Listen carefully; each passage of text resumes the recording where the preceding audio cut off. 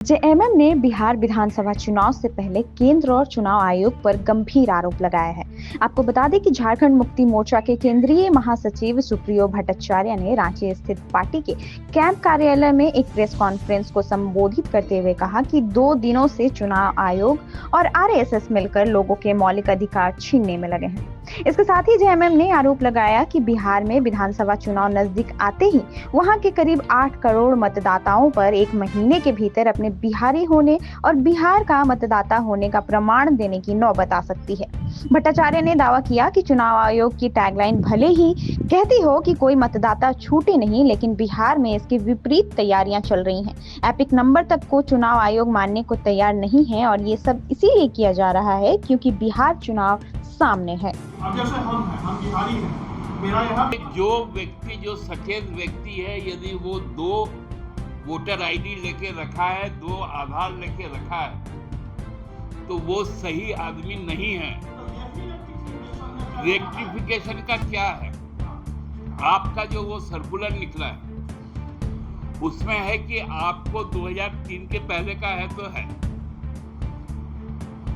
3 के बाद मतलब जो नए वोटर अब बने या जो पिछले बार पहला बार वोट किए, अब उनको पुनः यह साबित करना पड़ेगा कि वो मताधिकार का प्रयोग कर पाए।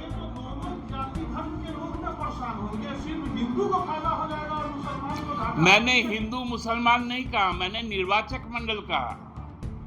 मैं हिंदू मुसलमान वो भाजपा की भाषा है।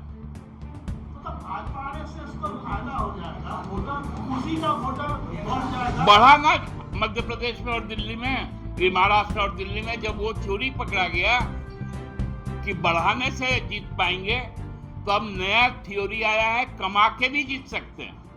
महाराष्ट्र में जो हुआ उसके बाद राहुल गांधी ने जिस तरीके से उठाया, लेकिन इलेक्शन कमीशन ने तो उस पर कह दिया, अभी अपने वीडियोग्राफी के ऊपर भी इलेक्शन कमीशन का जो है। अब तो यही आप लोग बिहार में कंसर्न कर रहे हैं, तो आप लोग कहाँ जाएंगे? इलेक्शन कमीशन पर आप सवाल उठा रहे हैं। अब चुनाव में चुनाव आयोग के पास जाके गुहार लगा के कुछ होगा नहीं। अब तो हुआ कि जो वीडियोग्राफी होगा 45 दिन के बाद उड़ जाएगा, उसका वैलिडिटी समाप्त हो जाएगा। मेरा सवाल ये है कि विपक्ष कहाँ जाए? मतलब आप वही तो पूछ रहे, अब संघर्ष की ओर ही जाना है। देश बचाना है, लोकतंत्र बचाना है, तो संघर्ष की ओर जाना है। और संघर्ष में सत्ता एक माध्यम है, और सत्ता में आपको आने से रोकने का तमाम प्रपंच चल रहा है।